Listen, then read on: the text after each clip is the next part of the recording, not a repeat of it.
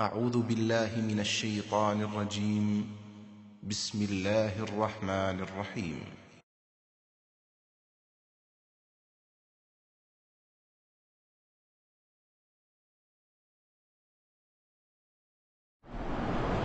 إن الحمد لله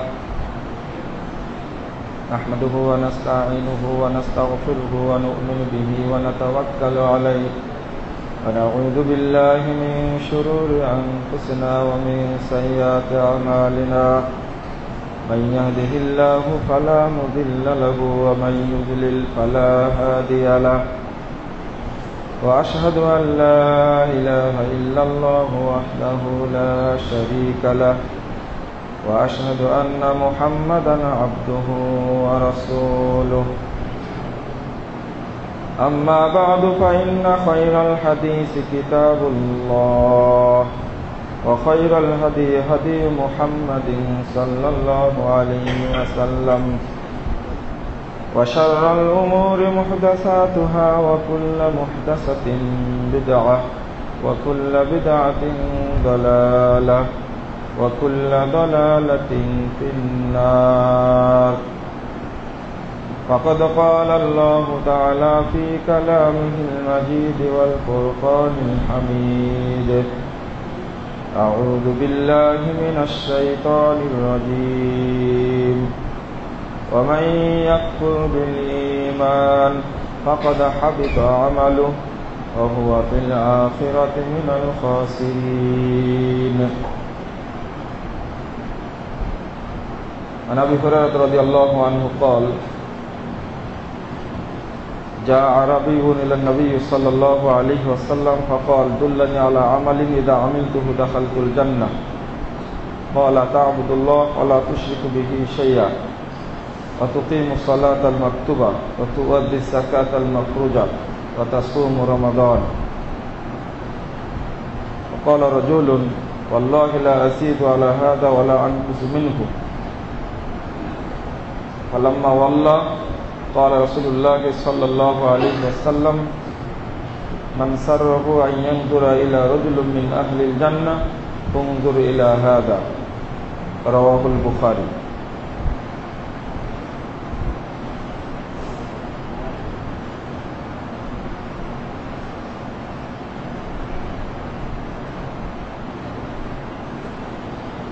যাবতীয় হামদ সানা মহান রব্বুল আলামিনের জন্য এবং যাবতীয় দরুদ ও তাসলিম বর্ষিত হোক শেষ নবী আহমদ মুস্তাফা মুহাম্মদ মুস্তাফা সাল্লাল্লাহু আলাইহি ওয়াসাল্লাম। আপনারা কথা বুঝতে পারছেন?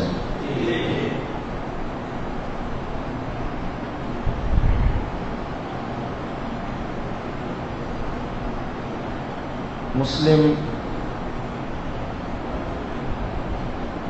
বিভক্তি এবং মুসলিম দ্বন্দ্বের মূল কারণ আকীদা। এই আকীদা এবং উসুল তথা মূলনীতি না বুঝার কারণে কতটা ক্ষতি সাধিত হয়েছে মুসলিম উম্মার, সেটা আপনাদের সামনে ইঙ্গিত দেওয়ার চেষ্টা করব ইনশাআল্লাহ। ওমা তাওফীকি ইল্লা বিল্লাহ আলাইহি তাওয়াক্কালতু ওয়া ইলাইহি উনীব। আল্লাহ রাব্বুল আলামিন বলছেন সূরা মায়েদা ৫ নম্বর আয়াত: ওমান ইয়াকফুর বিল ঈমান, যে ব্যক্তি ঈমানের সঙ্গে কুফরি করে, ফাকাদ হাবিতা আমালু, ওই ব্যক্তির আমল সমূহ নষ্ট হয়ে যায়। ওয়া হুয়া ফিল আখিরাতি মিনাল খাসিরিন, আর এই ব্যক্তি পরকালে ক্ষতিগ্রস্তদের অন্তর্ভুক্ত হয়ে যাবে, অর্থাৎ সে জাহান্নামীদের অন্তর্ভুক্ত হবে। ঈমানের সাথে কুফরি মানে কোন ব্যক্তি ঈমান আনলো কিন্তু ঈমানের মধ্যে শিরিকের মিশ্রণ ঘটালো, ওই ব্যক্তির ঈমান থাকবে না। পাত্রই যদি না থাকে তাহলে পাত্রের উপরে যে বস্তু রাখা হবে সেটা তার অস্তিত্ব থাকবে না। ঈমানটা মানুষের জন্য সবচেয়ে মূল্যবান সম্পদ, যাকে আমরা এক বাক্যে আকিদা বলে থাকি। আকিদা শব্দের অর্থ হলো গিরা বা বাঁধন। আমি একটা রুমালের মধ্যে কিছু রেখে একটা গিরা দিয়ে দিলাম, দিয়ে বললাম এই রুমালের মধ্যে স্বর্ণ আছে বা টাকা আছে বা অন্য কোনো বস্তুর নাম নিলাম। আপনি দেখেননি, না দেখেই বিষয়টা বিশ্বাস করে নিলেন, এর নাম হলো আকিদা। এজন্য সূরা বাকারা 235 নম্বর আয়াতে আল্লাহ রাব্বুল আলামিন বলেছেন উকদাতুন নিকাহ, বিবাহের আকদ বা বিবাহের বাঁধন। এখনো আকদ শব্দটি সমাজে প্রচলিত আছে। আকদ মানে মূলত বিবাহের বাঁধন বা গিরা, ওখান থেকে আকিদা শব্দের জন্ম। মাত্র ছোট্ট একটা বাক্য দ্বারা একজন চির অপরিচিত মেয়ে আবার চির অপরিচিত একটা ছেলের সঙ্গে মাত্র একটা বাক্যের মাধ্যমে পরিচিত করে দেয়, বাঁধন দিয়ে দেওয়া। এই বাঁধন কি দেখা যায়? দেখা যায় না। কিন্তু আপনারা তো আকদ করে দিলেন, মানে গিরাটা লাগায় দিলেন, কিন্তু আপনারা তো গিরাটা দেখতে পান না। ওই যে তার বাপ এসে বলল তোমার এত টাকা মেহরের মাধ্যমে আমার মেয়ে তোমার সাথে বিয়ে করতে ইচ্ছুক, তুমি গ্রহণ করো।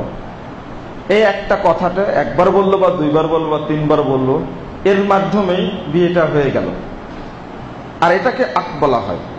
আল্লাহ রাব্বুল আলামিনকে দেখিনি, জান্নাত দেখিনি, জাহান্নাম দেখিনি, কবরের শাস্তি দেখিনি, ফেরেশতাকেও দেখিনি, না দেখেই শুধু কোরআন এবং সুন্নাহর বাণী পড়ে বা শ্রবণ করে আল্লাহর প্রতি বিশ্বাস করেছি, তাই এর নাম আকীদা। আল্লাহকে দেখেছি? দেখিনি। আল্লাহ রাব্বুল আলামিন বলেছেন আলিফ লাম মিম যালিকাল কিতাব লা রাইবা ফীহি হুদাল লিল মুত্তাকিন। মুত্তাকি কারা? প্রথম গুণ হলো আল্লাযীনা ইউমিনুনা বিল গায়ব। মুত্তাকিদের প্রথম গুণ হলো যারা অদৃশ্যে বিশ্বাস করে। যদি কোনো ব্যক্তির মধ্যে অদৃশ্যের জ্ঞান না থাকে, যে জিনিসটা দেখা যায় না, আল্লাহ বলেছেন মেনে নিলাম, তারপরে ওয়ায়ুকিমুনাস সালাহ, তাহলে আগে আকীদা তারপরে সালাত। আমলের বিষয়টা পরে, সেটা আমরাও জানি, সবারই হাদিসটি মুখস্থ আছে। সহিহ বুখারীর প্রথম হাদিস, মিশকাতের প্রথম আসছে ইন্নামাল আমাল বিন্নিয়াত, সবাই জানে। যাবতীয় আমল নির্ভরশীল কার উপরে? নিয়াতের উপরে। তাহলে একটু ভাবুন, যার নিয়াতটা শুদ্ধ নয় তার আমল শুদ্ধ নয়, যার ঈমানটা সঠিক নয় তার আমল থাকবে না। সোজা কথা একটা উদাহরণ, পুকুর ভর্তি পানি আছে, মাছও আছে, আপনি ওখানে বিষ ঢেলে দেন, মাছও মরবে, পানিও নষ্ট হবে। ওই পানি তার মাছ ছাড়া যাবে না। আপনাকে পানি তো ছেঁচে ফেলে দিতে হবে, দ্বিতীয় মাটিও কাটেন, তারপরে মাছ ছাড়লে মাছ বাঁচবে। তার আগে মাছ ছাড়লে মাছ মরে যাবে, কারণ পানিতে বিষ ঢুকেছে, মাছ তো মরেইছে। ঠিক যখনই কোনো ব্যক্তির ইমানে শিরিকের মিশ্রণ ঘটে, সঙ্গে সঙ্গে তার ইমানও নষ্ট হয়ে যায়, আমলও নষ্ট হয়ে যায়। আর মূল দ্বন্দ্ব কিন্তু এখানেই। বিশ্বাসটা কাকে বলে দেখুন, আপনি হাজরে আসওয়াদ, একটা কালো পাথর মাত্র, হাদিসে প্রমাণিত, সেটাতে চুম্বন করলে সমস্ত পাপ মাফ হয়ে যায়। আপনি সেখানে চুম্বন করার চেষ্টা করেন। আর একটি আকীদা হিন্দু ভাইয়েরা, তারা বিশ্বাস করে যতই পাপ করি না কেন গঙ্গাতে একবার স্নান করলে সমস্ত পাপ ধুয়ে যায়। আমি কাশীতে দেখে আসলাম, তাদের অবস্থা এটাই, মাথা নাড়া করে একেবারে উলঙ্গ হয়ে পানিতে নেমে, একটা ছোট কাপড় পরে পানিতে নামে, ওইটাও খুলে ফেলে আর গোসল করে নেয়, মনে করে যে যত পাপ সমস্ত ধুয়ে গেল। মানে সারা বছর এটা করে, এটা তারা আকীদা না, বিশ্বাসের কারণেই তো করে। অনুরূপভাবে 14ই ফেব্রুয়ারি প্রায় একই সঙ্গে পুরো গঙ্গাতে প্রায় 20 কোটি মানুষ গোসল করে, মানে পুরো বছরের পাপগুলো অপরাধগুলো ধুয়ে যাবে। এটা তাদের আকীদা। মুসলিম আকীদা আর হিন্দু আকীদা দুটার মধ্যে কোনো মিল আছে? মিল নাই। এটা আপনি শতভাগ বিশ্বাস করবেন, কিন্তু এরপর আর একটি কথা বলবো, বিশ্বাস করবেন না। 1 নম্বর, এমন কোন হিন্দু পাওয়া যাবে না আমার বিশ্বাস যে ও স্বপ্নে দেখেছে যে মক্কায় একদিন হজ করতে গেছে বা সাফা মারওয়া সাই করেছে। এরকম কোন হিন্দু পাওয়া যাবে? এবার এমন কোন মুসলিম পাওয়া যাবে যে মুসলিম মন্দিরে গেছে বা কাশিতে বা গয়াতে গেছে, গঙ্গা স্নান করেছে, স্বপ্নে দেখেছে? পাওয়া যাবে? পাওয়া যাবে না। কিন্তু একই রুমে 2টা ছেলে শুয়ে আছে, ঘুমাচ্ছে, একজন হিন্দু একজন মুসলিম।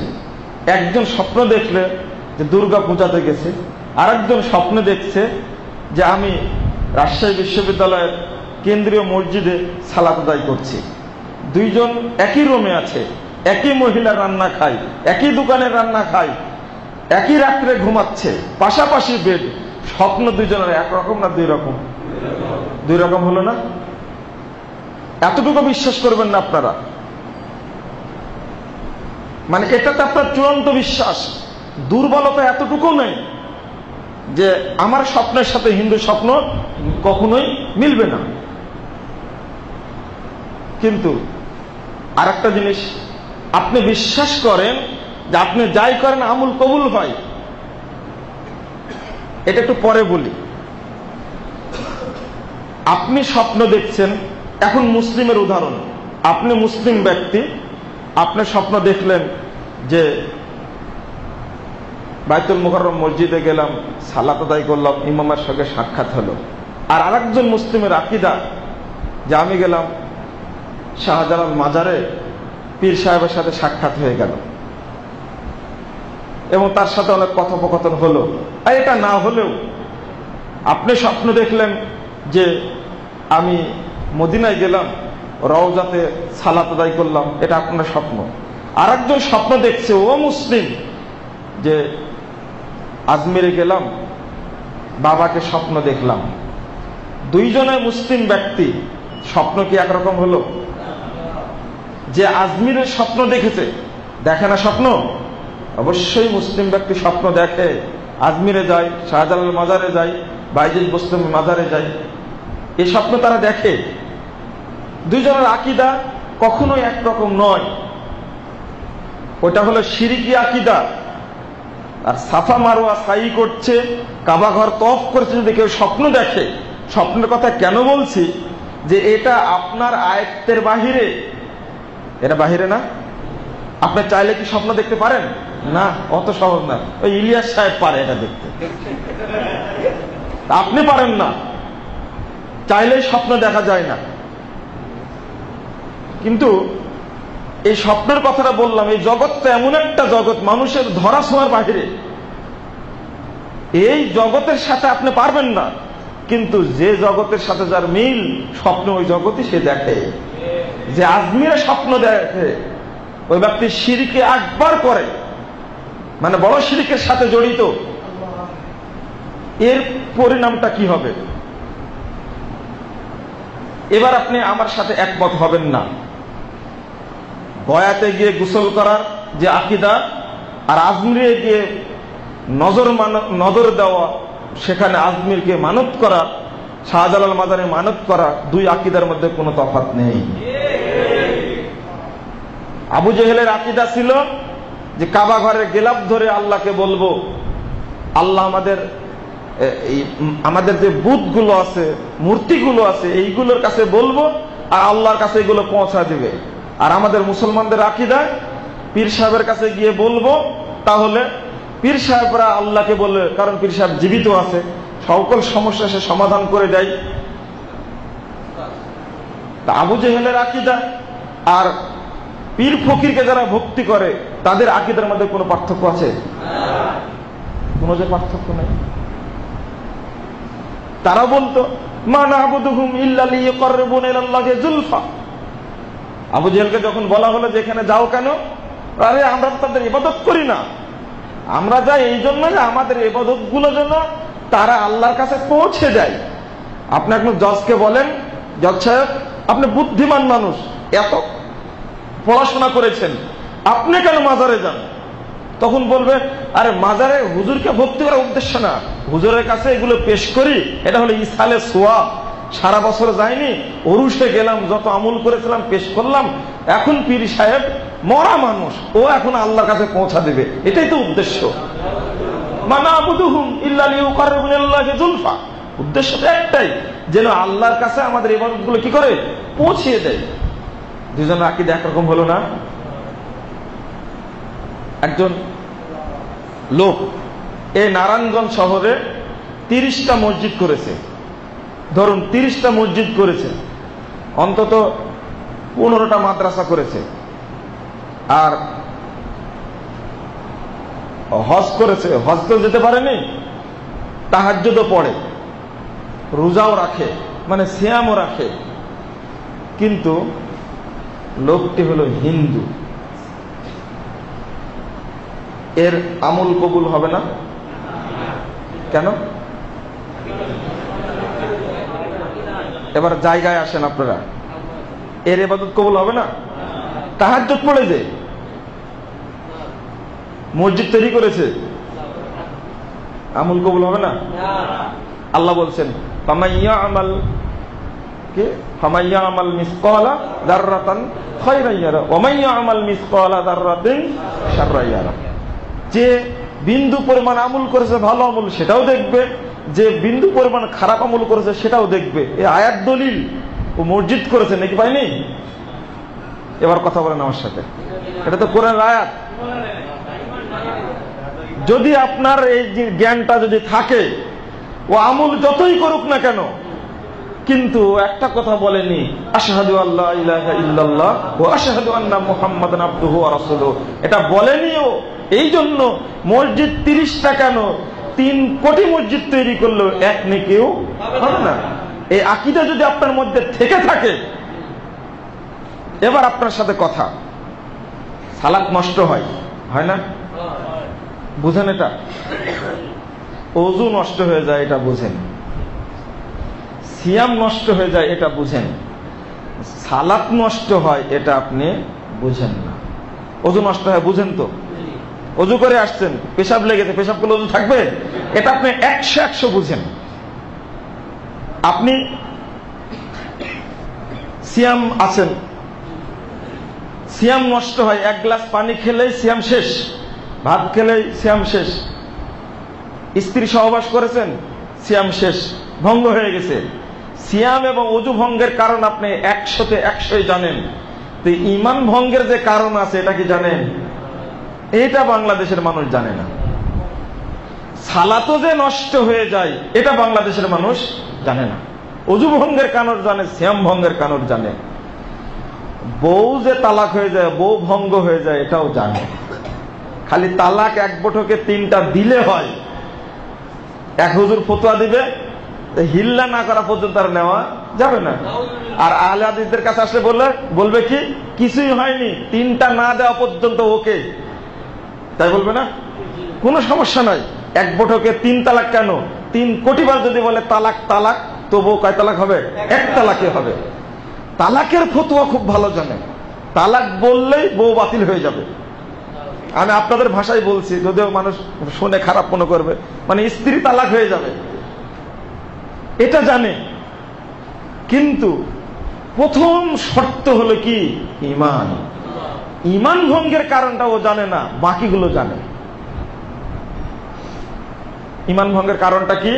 প্রথমটা আমি বললাম, ওয়ামান ইয়াকফুর বিল ঈমান ফাকাদ হাবিতা আমালু।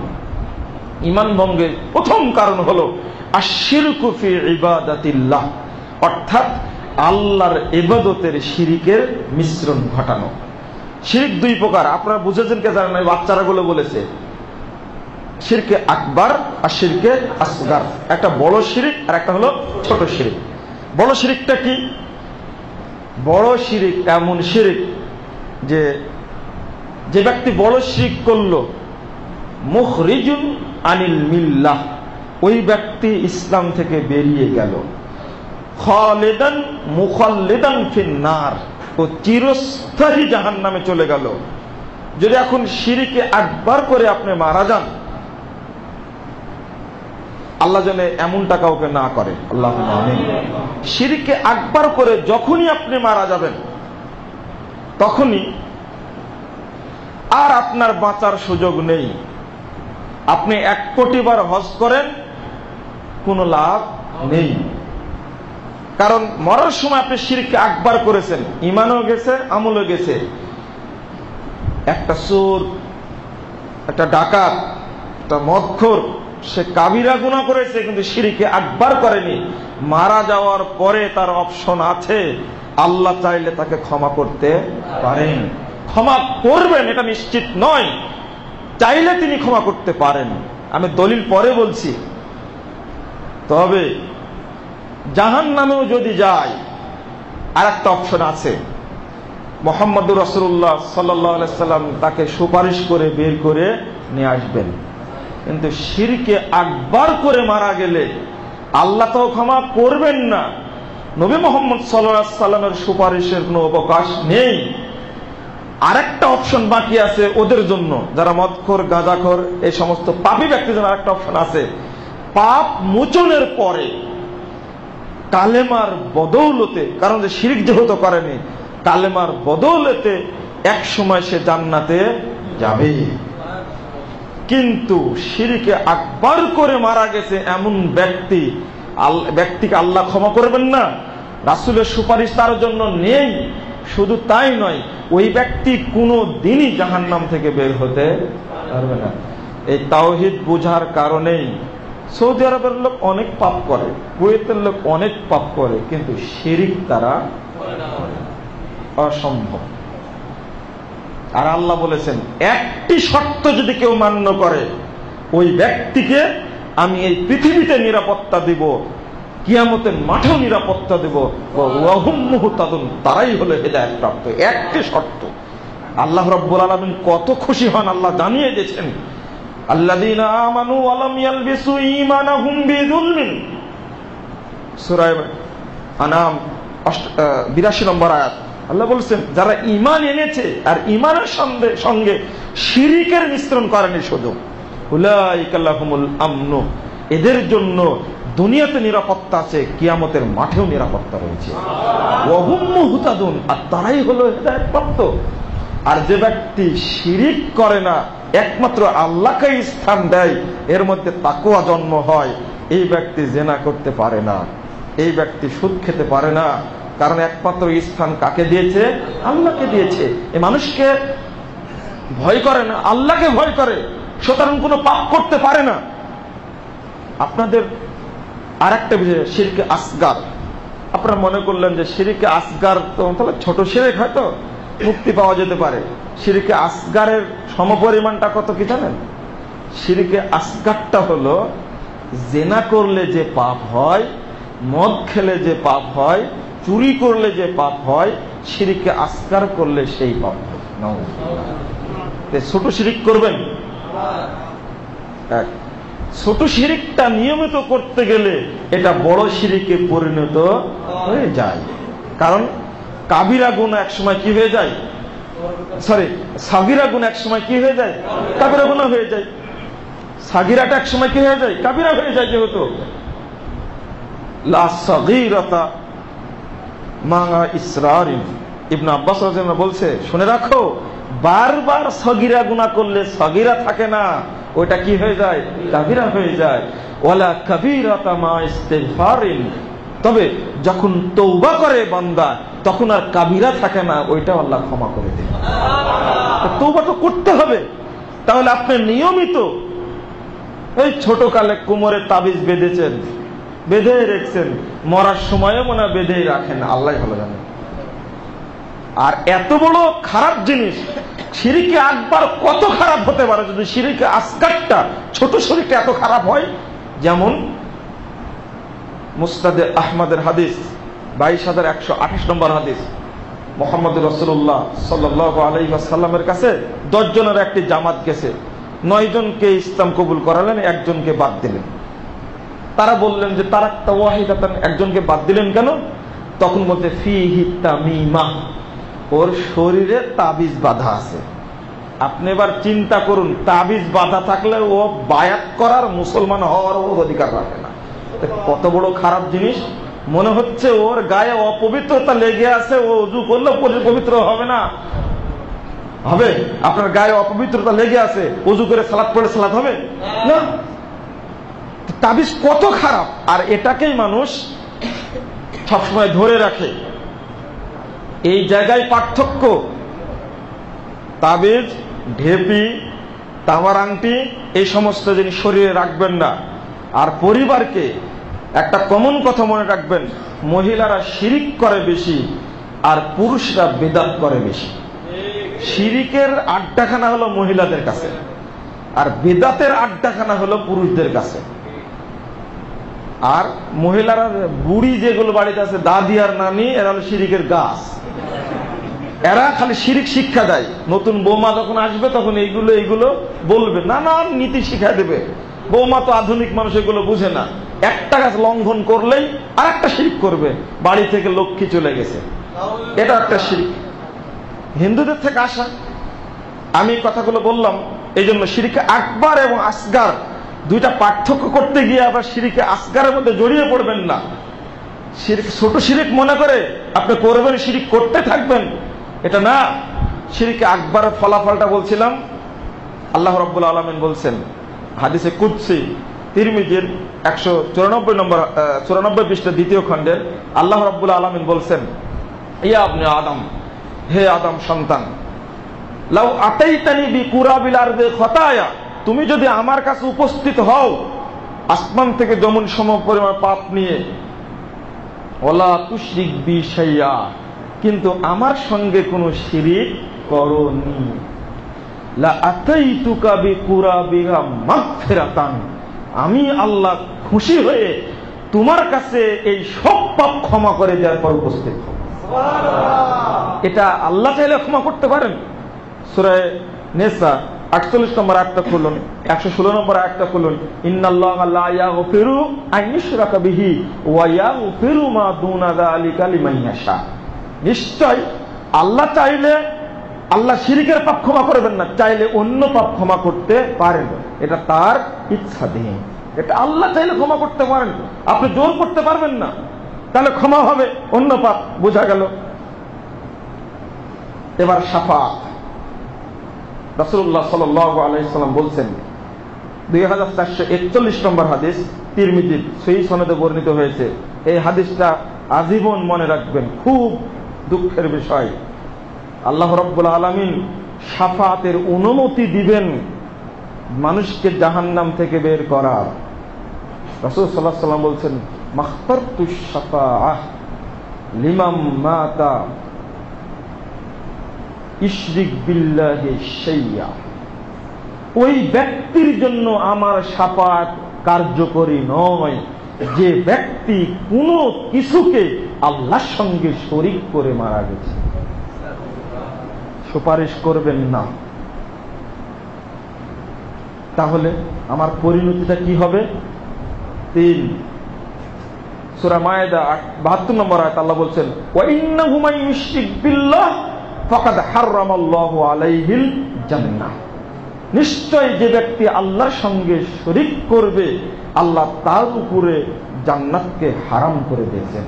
ওয়া মাওয়াহুন নার, তার স্থান হবে জাহান্নামে। ওয়া মা লিয-যালিমিনা মিন আনসার, এই শিরিককারীদের জন্য কোনো সাহায্যকারী থাকবে না। আল্লাহ রাসূল সুপারিশ করবেন না। রাসূলুল্লাহ সাল্লাল্লাহু আলাইহি সাল্লাম বলছেন, আল্লাহ রাব্বুল আলামিন বলেছেন, মান ইউশরিক ফি ইবাদাতি গায়রি, যে ব্যক্তি আমার ইবাদত করতে গিয়ে অন্য কাউকে শরীক করে, তারাকতুহু ওয়া শিরকাহু, আমি তাকেও বর্জন করি আর তার শরীককেও বর্জন করি। কে বলছেন এটা? আল্লাহ বলছেন। তাহলে আমার উপায়টা কি হবে? আমরা আমাদের দুনিয়াবী জীবনে শিরকে আকবরের সাথে জড়িয়ে পড়েছে। এক শ্রেণীর মানুষ বলে থাকে, আমরা প্রকাশ্যে বলি যে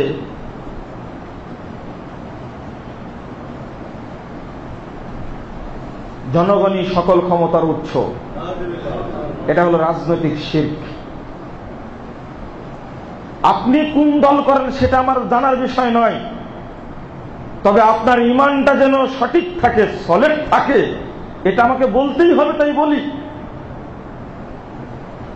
এক শ্রেণীর মানুষ মনে করে যে খানকা মাজারে গেলেই জীবনের উন্নয়ন ঘটবে, আর আরেক শ্রেণীর মানুষ মনে করে যে না, এই সমস্ত কথাগুলো উচ্চারণ করলেই ফায়দা পাওয়া যাবে। সকল ক্ষমতার উৎস কে? যদি আল্লাহ হয় তাহলে আপনি কেন এটা স্বীকার করলেন জনগণই সকল ক্ষমতার উৎস? এটা হলো শিরকে আকবার। এটা আমি স্বীকার করতে পারি না। আমার অবস্থাটা কি হবে? আমি আজকে বললাম, আপনি জানলেন। আল্লাহ বলছেন আন্নাল কুওয়াতা লিল্লাহি জামিআ, সূরা বাকারা 165 নম্বর আয়াত। নিশ্চয় যাবতীয় ক্ষমতার উৎস একমাত্র আল্লাহ রাব্বুল আলামিন। যদি তাই হয় তাহলে জনগণকে কেন বলবো সকল ক্ষমতার উৎস জনগণ? অন্তত আপনি আপনার ঈমানটা বাঁচিয়ে রাখুন। পহেলা বৈশাখে মঙ্গল শোভাযাত্রা বের করলেন আপনি, আর এবারের পহেলা বৈশাখে পাশ্চাত্যের অক্সফোর্ড খ্যাত জ্ঞানকেন্দ্র বিশ্ববিদ্যালয় চত্বরে যে নোংরা ঘটনা ঘটেছে, আমি বাংলাদেশের হিন্দু হোক আর মুসলিম মহিলা হোক সকলকে বলবো, যদি আপনার লজ্জা থাকে এই পহেলা বৈশাখের মতো নষ্ট অনুষ্ঠানে আপনার কোনোদিন যাবেন না। আমার মধ্যে মুসলিম চেতনা আছে, শরীরে আমার পুজ নেই, মুসলিম রক্ত রয়েছে। আপনি মুসলিমের বাচ্চা হয়ে আপনি কিভাবে এই সমস্ত শিরকের সাথে জড়িয়ে পড়লে? যে না, হতেই পারে না, প্রশ্ন আসে না। মঙ্গল শোভাযাত্রা কেন এটাকে শিরক বললাম? বলার কারণ হলো এর মাধ্যমে সারাটি বছর আপনি কল্যাণের মধ্যে থাকবেন, এই জন্য মঙ্গল শোভাযাত্রা বের করেন। আমি মুসলিম ব্যক্তি, কখনোই বিশ্বাস করি না যে কোন দিন, কোন মাস মানুষকে কল্যাণ দিতে পারে। কল্যাণ কেবলমাত্র আল্লাহর পক্ষ থেকে আসে। এরা এই দিনটাকে বড় কল্যাণময় মনে করে, আর মুসলমানরা 15ই শাবানের রাত্রিকে কল্যাণ মনে করে। কোনো পার্থক্য নেই। অনুরূপ ভাবে যারা জন্ম দিবস, মৃত্যু দিবস পালন করে, ঈদে মিলাদুন নবী পালন করে, মনে রাখবেন দিনের মধ্যে কোনো কল্যাণ নেই। কিছু দিন আল্লাহ কর্তৃক নির্দিষ্ট, সেইগুলোতে ইবাদতে পরিপূর্ণ, দিনের কোনো গুরুত্ব নেই। দিনের গুরুত্ব আছে সেগুলোতে। ঈদুল ফিতর, ঈদুল আজহা, এরা এই দুইটা দিন খেলা করত। দুইটা দিন কি করত? খেলা করত। রাসূল সাল্লাল্লাহু আলাইহি সাল্লাম গিয়ে পরিবর্তন করে ওটা ইবাদতে পরিণত করলেন। ইবাদত নাই তার মধ্যে। অনুরূপ ভাবে জুমার দিন গুরুত্বপূর্ণ দিন, কিন্তু এটা ইবাদতে পরিপূর্ণ না। তাহলে এখানে আল্লাহকে স্মরণ করা হয়, কিন্তু যখন দিন পালন করতে যান তখন স্মরণ করেন কে? যে মরে গেছে ওকে স্মরণ করেন। স্মরণ সভা বলাই হয় কি? স্মরণ সভা। প্রতিষ্ঠা বার্ষিকী। দেখেন মানুষ বোকা হলে কত বোকা হয়। যখন জেলখানায় ছিলাম, এই শিরকের বিরুদ্ধে কথা বলতে গিয়ে অল্প কয়েকদিন দুনিয়ার কবরে থেকে আসলাম। এখানে গিয়েও সমস্যা। একটা দলের প্রতিষ্ঠা বার্ষিকী ঘোষণা করা হলো যে এই বার্ষিকীতে রাত্রিতে শবে পালন করতে হবে, মানে এই রাত্রি জাগতে হবে, মানে তাহাজ্জুদ পড়তে হবে, দিনের বেলায় দান খয়রাত করতে হবে, যারা গরিব মানুষ আছে জেলখানা তাদেরকে কিছু যার যার সাধ্য আছে দিবে। আর একটা হলো পলুয়া পাকিয়ে খাওয়া দিতে হবে, দিনটা যেন ভালো হয়। আমি বললাম তাহলে কি আজীবন তাহাজ্জুদ পড়লেন না, রাত্রি তাহাজ্জুদ পড়লেন? জুমার দিন গুরুত্বপূর্ণ দিনে এই দিন শুধু জুমার দিনে সিয়াম পালন করা নাজায়েজ, শরীয়ত নাজায়েজ করেছে। কেউ যেন দিনকে পূজা না করে, এক্সট্রা জুমার রাত্রি থেকে ইবাদত করবে, এটা শরীয়তে নিষিদ্ধ। জুমার দিন কেউ সিয়াম পালন করবে নিষিদ্ধ, কারণ গুরুত্ব যেন দিনের পূজা হয়ে যাবে, তাই ইসলাম নিষিদ্ধ করেছে। আর আপনি প্রতিষ্ঠা বার্ষিকী করার জন্য এই দিনে পলুয়া খেতে হবে, রাত্রি তাহাজ্জুদ পড়তে হবে, দান করতে হবে, ভাব গাম্ভীর্যপূর্ণ ভাবে এই দিনটাকে অতিবাহিত করতে হবে। বলুন, এটা কি শিরিক না?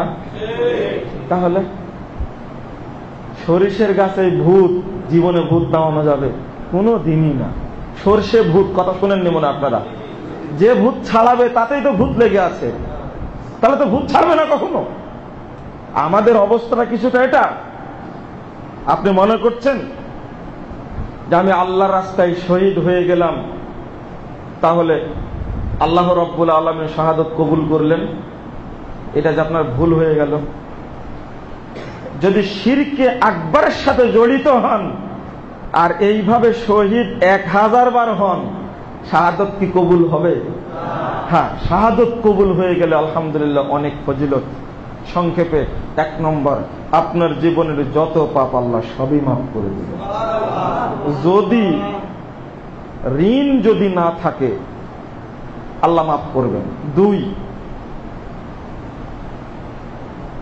কবরে হাদিসটা এমন যে কবরে তাকে জিজ্ঞেস করার জন্যই আসবে না, সবই মাফ যদি শাহাদত কবুল হয়ে যায়।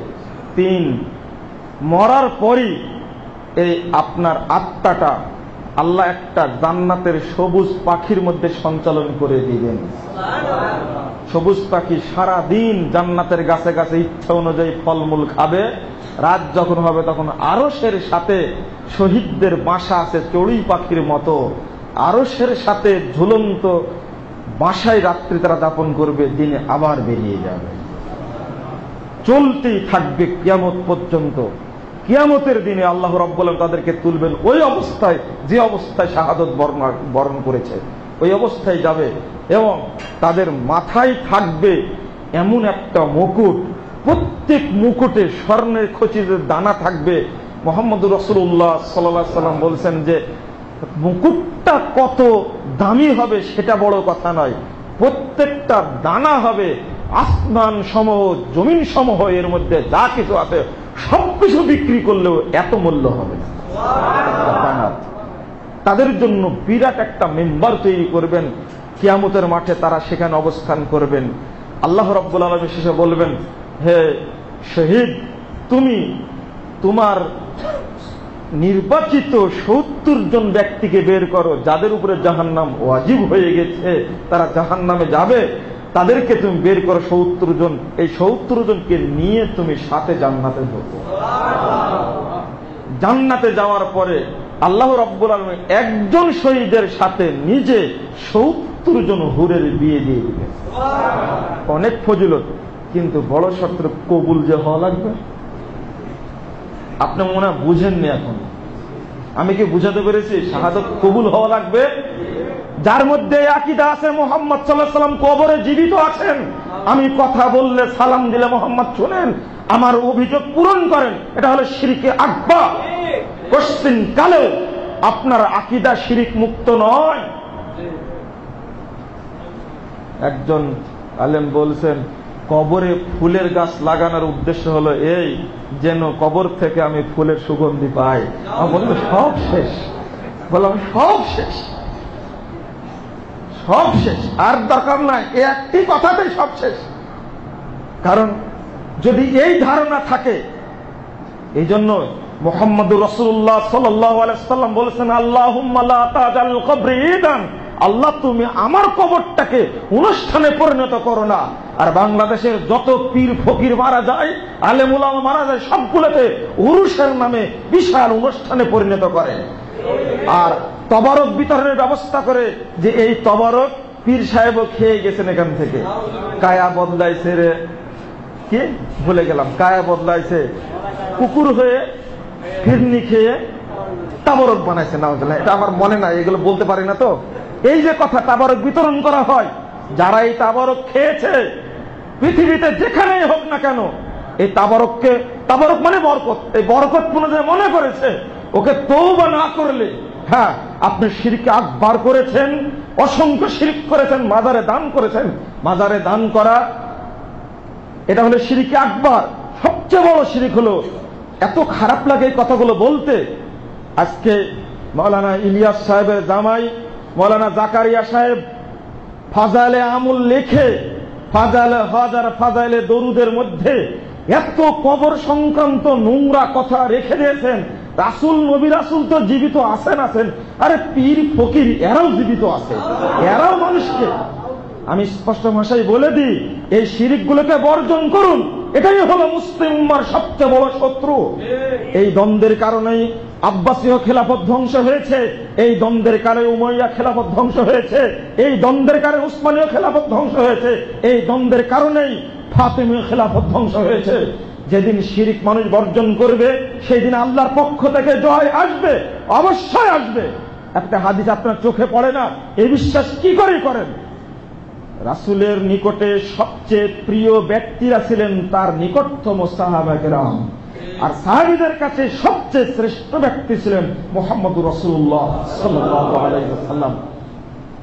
অথচ সহিহ বুখারীর 1010 নম্বর হাদিস, মূল বুখারীর 137 পৃষ্ঠা খুলেন, ওমর রাদিয়াল্লাহু আনহু বলছেন, আল্লাহ রাসূল যখন বেঁচে ছিলেন আল্লাহর কাছে দোয়া, আল্লাহুম্মা ইন্না কুন্না নাতাওয়াসসালু বিনাবিয়িকা, আল্লাহ আপনার নবীর মাধ্যমে আগে আমরা পানি চেতাম আপনার কাছে, আপনি পানি দান করতেন।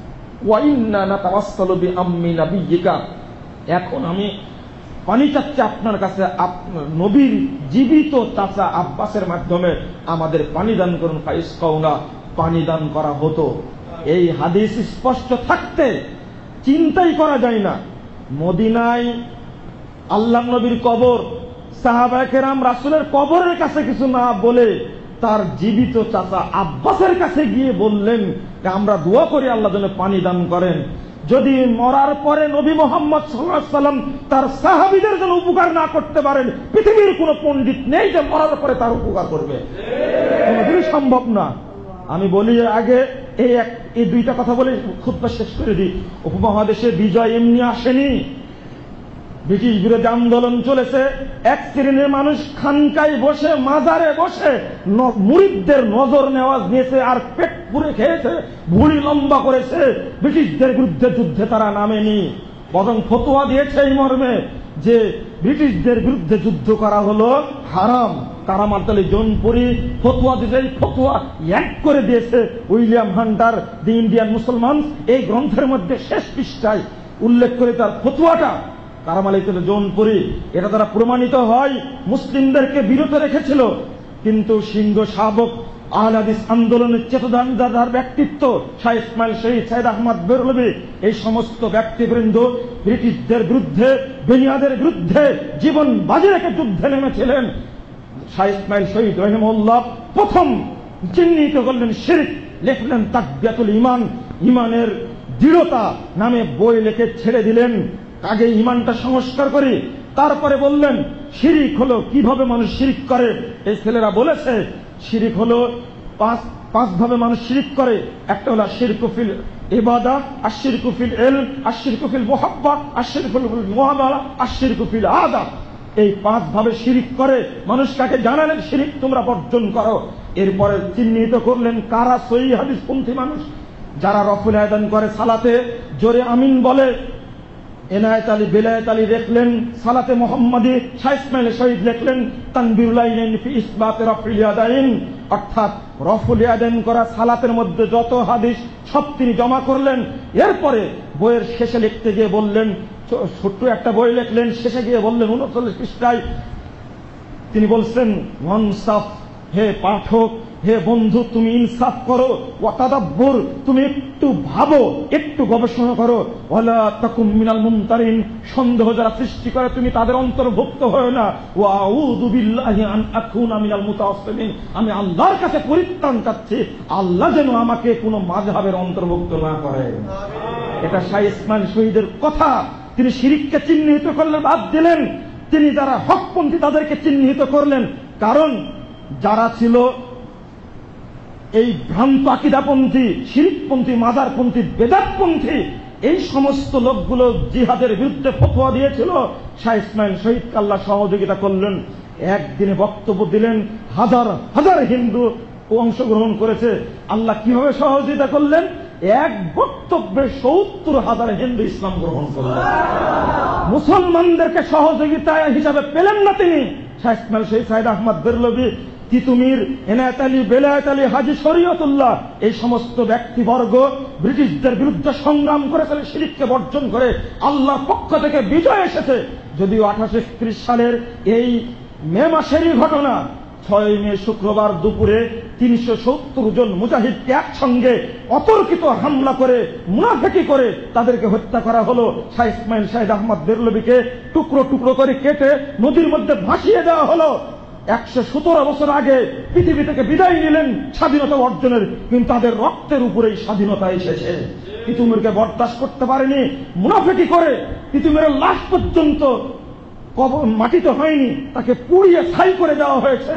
আমি নারায়ণগঞ্জের মাটিতে এসে সহিহ আকীদার উপরে খুতবা দিয়ে বলতে চাই যে শাহাবুদ্দিন আবু তাওয়াম এসেছিলেন এই উপমহাদেশে কুরআন এবং সহিহ সুন্নাহর আলো জ্বালাতে। তার কবর উপরে সৌধ নির্মাণ করা হয়েছে, শিরকের আখড়া করা হয়েছে। এরকম বাংলাদেশের অসংখ্য জায়গায় করা হয়েছে। সহিহ আকীদার উন্মেষ ঘটাতে হবে। তরুণদের আমি আহ্বান জানাচ্ছি, এক শ্রেণীর মানুষ ব্যালটের মাধ্যমে ইসলামী ক্ষমতা দেওয়ার চেষ্টা করছে, আরেক শ্রেণীর মানুষ গণতন্ত্রের মাধ্যমে, আরেক শ্রেণীর মানুষ জঙ্গিবাদের মাধ্যমে জঙ্গি তৎপরতা চালিয়ে মানুষ হত্যা করে বোমা হামলা করে চেষ্টা চালাচ্ছে ইসলাম প্রতিষ্ঠা করার। এটা কচ্ছিন কালেও ইসলাম সমর্থন করে না। এই শিরকের কথা বলতে গিয়েই গেলাম, এই 4 মাস 2 দিন থেকে আসলাম জেলখানায়।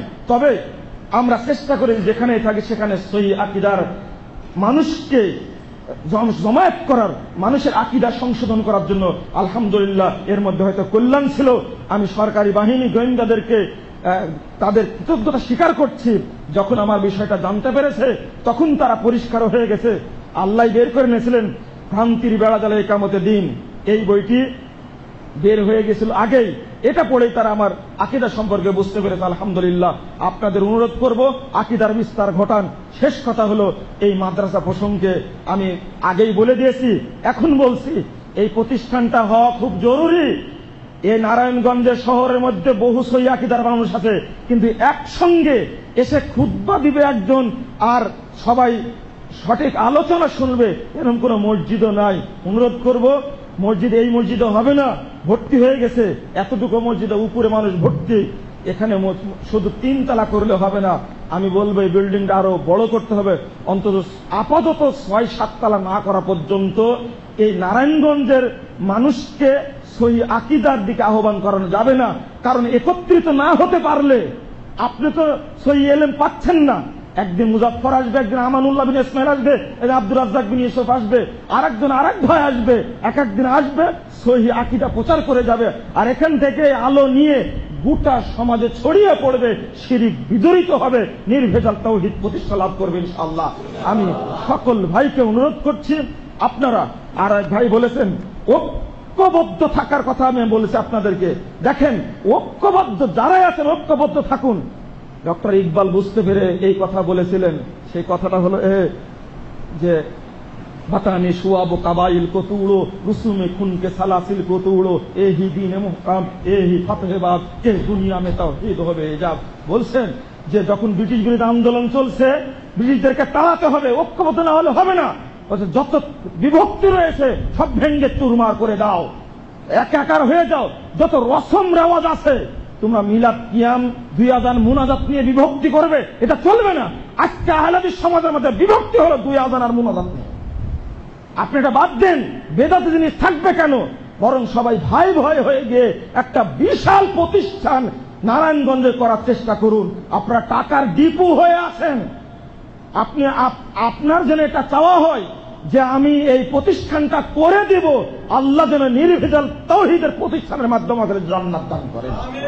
ইন্ডিয়ায় জামিয়া সালাফিয়া আছে, আমি ডোনার ভাইদেরকে যারা দানশীল তাদের প্রতি করজোড়ে অনুরোধ করছি, আগামী আবার আসার আগ পর্যন্ত যেন এই প্রতিষ্ঠান আজকে 2 তলা হয়েছে, আগামী দিনে এসে যেন দেখতে পারে আরো 5 তলা হয়ে গেছে।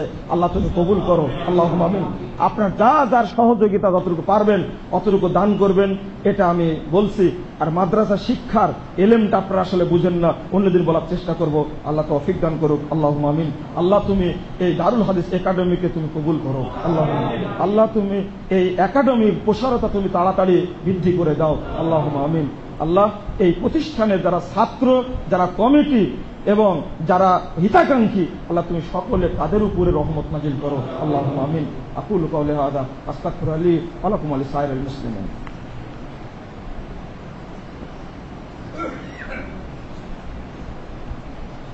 আলহামদুলিল্লাহি ওয়াহদা ওয়াস সালাতু ওয়াস সালামু আলা মান লা নাবিয়্যা বা'দা। اللهم صل على محمد وعلى ال محمد كما صليت على ابراهيم وعلى ال ابراهيم انك حميد مجيد. اللهم بارك على محمد وعلى ال محمد كما باركت على ابراهيم وعلى ال ابراهيم انك حميد مجيد. ربنا آتنا في الدنيا حسنة وفي الآخرة حسنة وقنا عذاب النار. ربنا